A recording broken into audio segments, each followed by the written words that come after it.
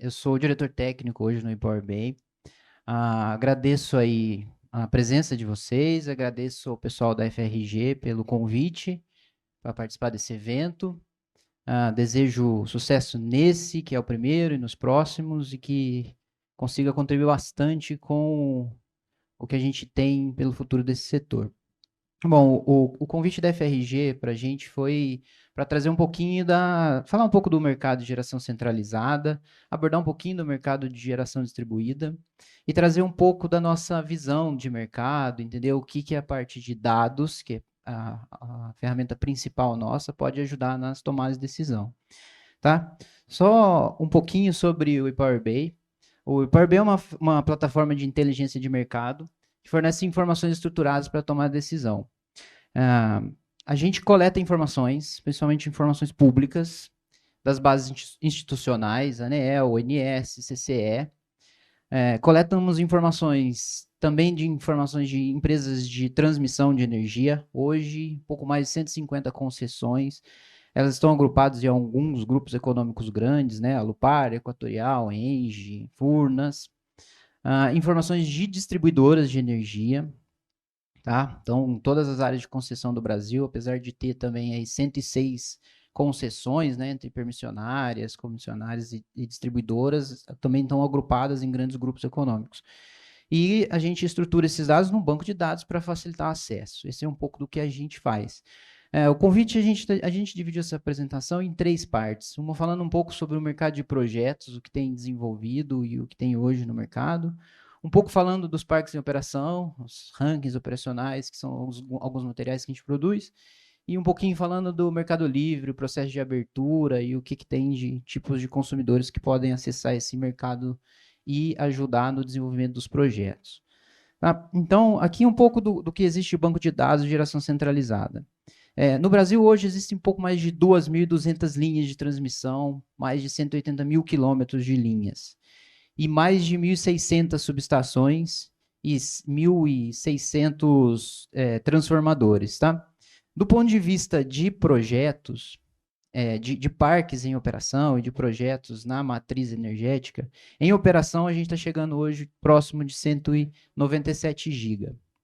A grande maioria da fonte hídrica, com um pouco da fonte térmica, eólica e solar crescendo, né? Então, essa é a matriz que a gente tem hoje, 75% dela é de fontes renováveis, a gente tem um pouquinho de penetração das térmicas, dentro dessas UTEs aqui tem biomassa, então a matriz elétrica nossa é bastante limpa. Do ponto de vista de projetos que estão em construção, são projetos que têm outorgas emitidas e que vão entrar em operação no curto prazo, a gente está falando de 65% de projetos eólicos e solares em construção nos próximos 4 anos. E projetos que têm outorga emitida e que ainda nem começaram operação comercial, a gente está falando de um pouco mais de 146 GB. E aí sim um destaque muito grande para a fonte solar. E aí que já representa 83%, se a gente soma com solar, com eólica, estamos falando de algo em torno de 97%. Então a matriz está se tornando, se ela fosse concretizar com o que a gente tem em carteira hoje, é uma matriz que seria algo nesse formato. 38% solar, 29% hídricas, né? UTEs, eólicas, mas isso é um cenário com o que a gente tem na carteira hoje. É claro que o que vai sair de fato vai depender de demanda, vai depender de como vai ser contratada essas fontes. É importante a gente entender o que a gente tem na nossa matriz, né? E como a gente vai poder enxergar os futuros com esses projetos. É importante também saber, de fato, aonde esses projetos estão. Aqui um outro dado interessante, que é o seguinte, além desses 360 giga que a gente tem na carteira, existe ainda mais 54 GB que estão em análise na ANEEL, que foram projetos protocolados até março de 22, que mantêm o benefício da TUG. Então, todos aqueles 360, mais esses 54, são projetos que mantêm o benefício do desconto. É claro, esses projetos têm um cronograma de cumprimento, 48 meses, grande parte desses projetos vão sair. A gente teve recentemente uma chamada para descontratação de projetos, que descontratou algo em torno de 15 a 20 GB, que é o esperado. mas ainda tem muito projeto na carteira e uma grande quantidade de projetos solares. E aí o que é interessante? O interessante é a gente conhecer aonde estão esses projetos, né? Aqui tá mostrando todos os 26 mil projetos que existem hoje no Brasil. E aqui a infraestrutura de rede que a gente possui, né? Então, as linhas de 800 kV, as linhas de 500, as linhas de 230. Para que isso é interessante? A gente tem que entender locais na rede onde existe margem, principalmente, e aonde a competição vai ser menor, né? Então, com isso, a gente consegue mapear essas cadeias, mapear esses pontos de conexão e analisar competidores, analisar margem, analisar todos os fenômenos que estão envolvidos nesse processo. E aqui tem um ponto. Aqui a gente até detalhou todos os pontos de conexão que tem margem, algum tipo de margem hoje e competição. O próprio ONS começou a desenvolver um mapa de margem, que vai ser um mapa que vai subsidiar os desenvolvimentos dos projetos para frente agora, né? Tem um processo de mudança regulatória acontecendo nas etapas de desenvolvimento, mas o ideal é que a gente consiga mapear bem, entender quem são os competidores, os pontos que teriam mais margem. A gente deu aqui, só para tomar como referência, um detalhamento na subestação Orolândia, na região norte, centro-norte da Bahia, né? Então, aqui a gente está falando de uma margem de escoamento de algo em torno de 2 GB para um cenário que a ONS estimava ali para 2028 e um pouco mais de 6 GB de projetos competindo. Então, 4 GB daquele cenário vai sair, né? Então, o ideal é entender bem, entender quem são os competidores que estão no local, quais os projetos estão mais próximos, né? Aqui a subestação está bem próxima, então aqui a menos de 10 quilômetros tem alguns bons projetos, mas tem projetos que estão a 100, 150 quilômetros daquele ponto, que acabam sendo um pouco menos competitivos, tá? Então, a ideia os dados existem hoje, eles são fornecidos, todas essas plataformas, ANEEL, ONS, CE, todas estão disponibilizando esses dados nos bancos de dados abertos e eles estão com uma estrutura bastante legal. Então, hoje a gente trabalha muito nisso, mas é fácil também as empresas conseguirem acessar esses dados de uma maneira bastante coerente. Então, só um detalhe que a gente trouxe para cá, que é a alteração no processo de desenvolvimento do projeto. Essas resoluções normativas que foram publicadas recentemente, elas alteram o processo de desenvolvimento. Então, basicamente, as DROs que não tinham um processo de serem extintas para projetos solares, elas passam agora a ter 4 anos, e os projetos eólicos, que eram de 1 ano, passam a ter DROs com prazo máximo de 4 anos. O processo DRO é um processo, não é necessário, mas é um processo que te ajuda nas partes de licenciamento e parecer de acesso. O ONS vai fornecer os mapas de margem com uma divulgação quadrimestral, e com informações desses dados de margem, vão ser feitos os pedidos de parecer de acesso. Então, para o protocolo de parecer de acesso, os empreendedores vão ter que fazer um aporte na garantia de 3 vezes o encargo de uso do sistema, que basicamente é a potência vezes a TUSH daquele ponto. E aí, uma vez que ele teve o parecer aprovado, ele assina, celebra o custe, e aí ele tem 36 meses para entrar em operação comercial para as fontes não hídricas, tá?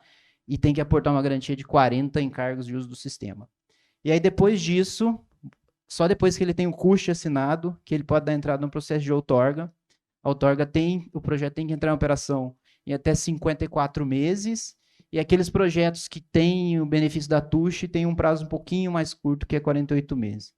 Mas, basicamente, o processo como ele está desenhado agora, né? A gente só fez uma simulação para ter ideia de valores, então essa garantia para o parecer de acesso, ela vai estar em torno, pegamos uma TUSH de R$10, um projeto de 50 mega, algo em torno de 1,5 milhão, que seria essa garantia, e a garantia para o custe, que é 40 encargos, algo em torno de 20 milhões, um projeto nessa casa, tá?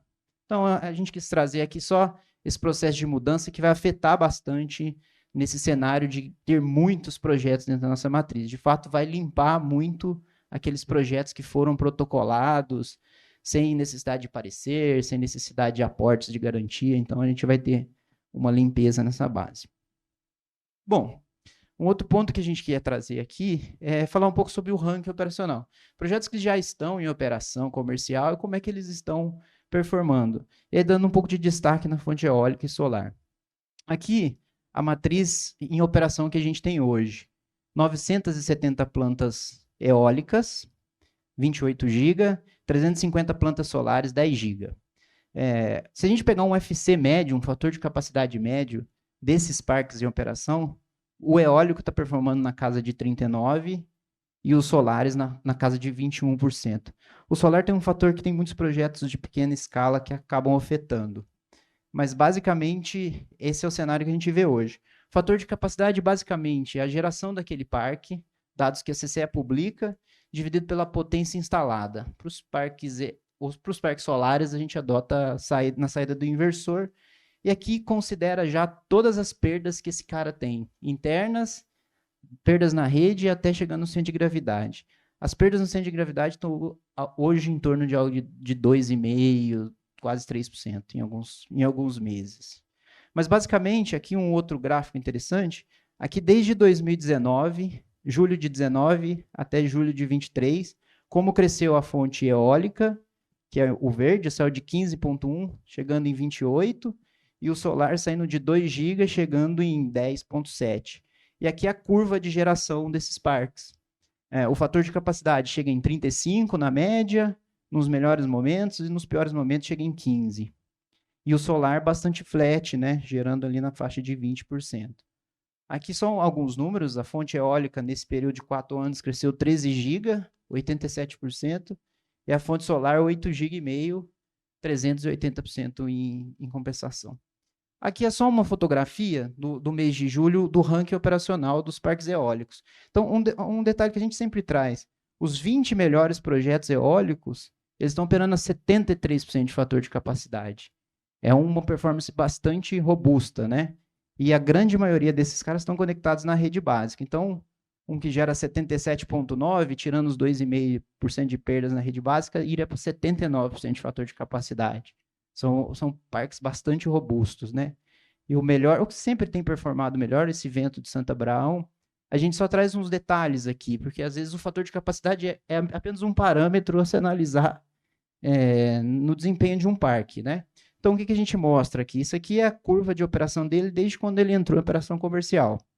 A linha em azul é a garantia física dele, um pouquinho abaixo aqui, a garantia física um pouquinho abaixo, o azul é o que ele performou, o azul é a garantia física, empontilhado é o que ele performou, e aí aqui é a curva de performance. 3 anos desses 5 anos que ele está em operação comercial, ele operou abaixo, e no total ele tem operado um pouquinho abaixo do que foi previsto. Nesse caso, esse é um parque que não vendeu num contrato regulado, ele vendeu energia no Mercado Livre, então ele não tem um processo de penalização na garantia física, né? Mas ele tem performado bem próximo do que ele havia colocado. Aqui a gente está trazendo só um market share dos aerogeradores em operação no Brasil hoje. Então a gente tem um destaque para a GE, 8 GB, a Vesta, 7 GB, a Siemens Gamesa, 6,5.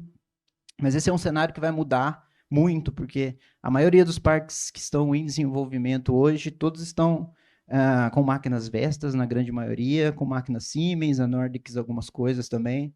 Então, esse é um cenário que no próximo ano ou 2 deve mudar bastante. A própria GE não tem tido equipamentos novos, né, para ofertar, então é um cenário que pode mudar. E aí aqui um pouquinho na mesma análise, olhando o ponto de vista de projetos solares. Então, o melhor parque solar hoje, em julho, né, que é o último dado, ele foi o Parque Sobrado, um fator de capacidade de quase 32%, 31 ponto alguma coisa. Aqui já é um pouco, aqui já tem os 3 primeiros parques estão operando na rede de distribuição. Eles não têm as perdas, né, no centro de gravidade, então são parques que já estão injetando, considerando a inserção total na rede. E aí os 20 primeiros estão operando acima de quase 30%. É um fator bastante grande. A gente viu que, na média, todos os parques eólicos os solares no Brasil operam na faixa de 20, os 20 melhores estão operando na faixa de 30. E aí aqui aquela mesma análise em relação à performance desse parque, né? Teria que performar o azul, está performando o pontilhado. Provavelmente aqui, nesse mês, em 22, teve algum problema operacional que deixou o parque fora, mas aí você consegue ter uma visão geral desse parque, né? Então, a ideia aqui é mostrar um pouco de como é o aspecto operacional desses parques. Market share também em relação aos equipamentos de operação, Ginkgo, Canadian, Trina e Long, essas 4 maiores, elas têm aí algo em torno de 80% do mercado que está em operação hoje.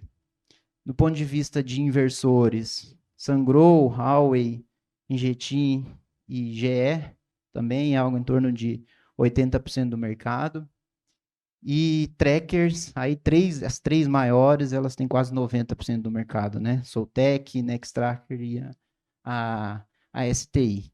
Então, os projetos solares estão bastante distribuídos, né? A gente tem esses projetos na região sul, são projetos pequenos, eles estão dentro da base de dados da CCE, projetos de 1 mega, um pouquinho mais, mas eu tenho uma distribuição no país inteiro, né? Só voltar um ponto, quando a gente olha a fonte eólica já é diferente, né? Tem a concentração na região nordeste, alguns parques na região sul, um pequeno parque no Rio de Janeiro, né? Um dos primeiros que entraram em operação comercial. Isso do ponto de vista dos parques em operação hoje, tá? E um outro ponto que a gente tem falado bastante, é algo que tem trazido uma dinâmica para o mercado, é a questão da abertura do Mercado Livre para consumidores do Grupo A. Hoje, aquela grande quantidade de projetos que estão em desenvolvimento, elas enfrentam alguns problemas de demanda para serem desenvolvidos, né? Então, alguns projetos estão sendo desenvolvidos com PPAs privados via autoprodução, alguns projetos PPAs convencionais de Mercado Livre, e alguns projetos já começam a mirar esse consumidor do aspecto varejo, que são consumidores que você vai conseguir alcançar tarifas um pouco maiores para fechar os PPAs, né? Então, aqui só um pouco desse mercado livre de energia, como é que ele funciona hoje. Comercializadoras registradas na CCE existem um pouquinho mais de 500, mas que de fato negociam são umas 50. E destas empresas, 40 já têm um perfil varejista, que são as empresas que vão poder representar os consumidores varejistas dentro da CCE.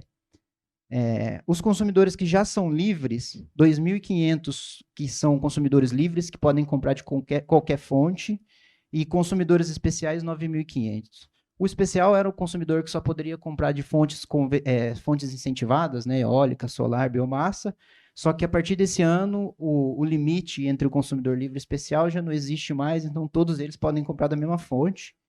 E quando a gente olha isso em número de consumidores, hoje na CCE tem registrados pouco mais de 35 mil consumidores.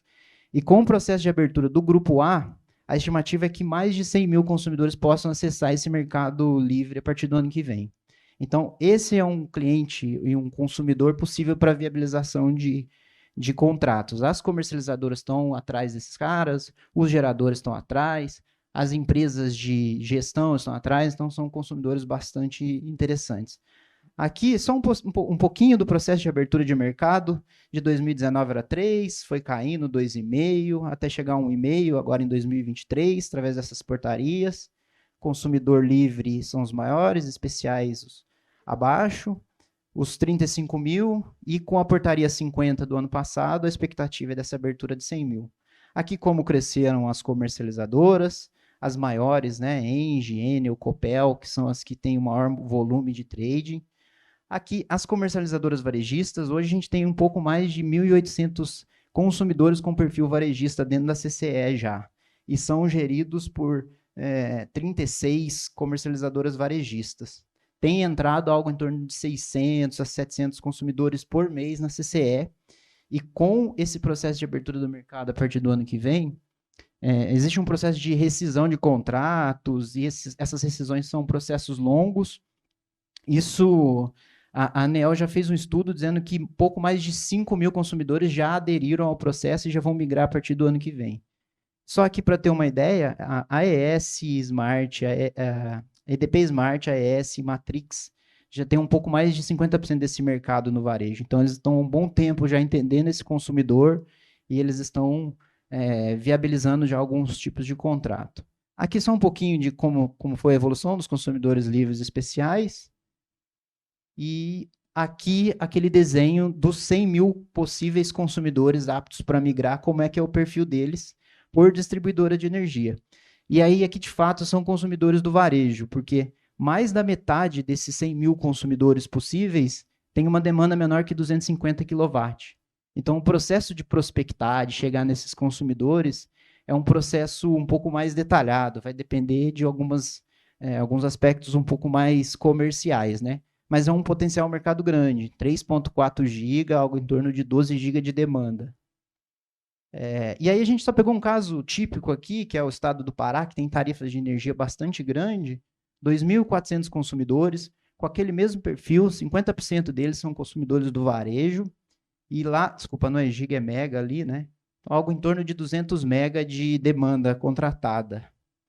E aí, qual que é a ideia? Assim, é interessante o gerador, ou as empresas de gestão, os comercializadores, saber o perfil de cliente que quer, para atender a curva de carga de geração do determinado gerador, ou para atender determinado produto que ele tem na carteira para vender, né? Então, um solar, por exemplo, poderia trabalhar com um consumidor que tem esse tipo de curva de carga, para ficar menos exposto a PLD.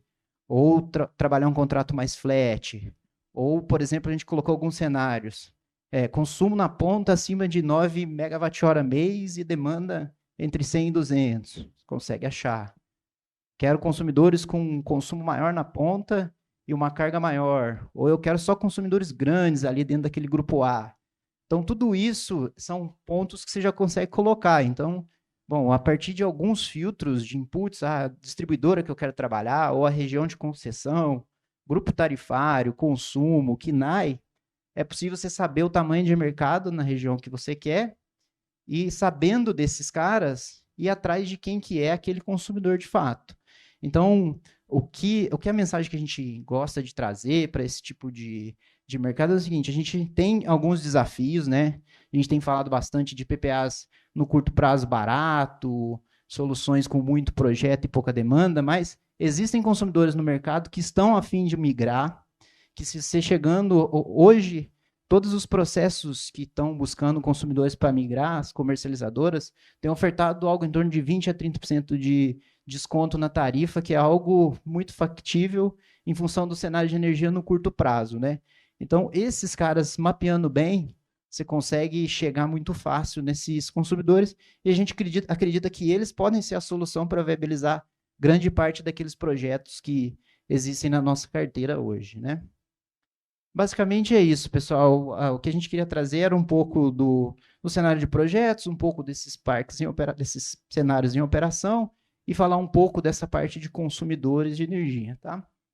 Desejo a todos vocês aí um bom evento e a gente fica à disposição de todos.